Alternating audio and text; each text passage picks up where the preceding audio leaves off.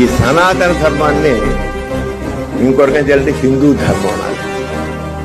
సనాతన ధర్మాన్ని హిందూ ధర్మం కూడా హిందూ ధర్మం అంటారు, సనాతన ధర్మం అంటారు.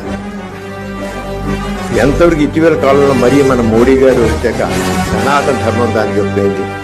ఇంకా చెప్పండి, భయంకరమైన విషయం ఏంటంటే గాంధీని హత్య చేసిన గాడ్సేని దేశభక్తులుగా కీర్తించేది, ఆయనకి గుడి కట్టి పూజించేది పరిస్థితిని మనం పాడు చేస్తుంటారు. దాని కారణం సనాతన ధర్మం.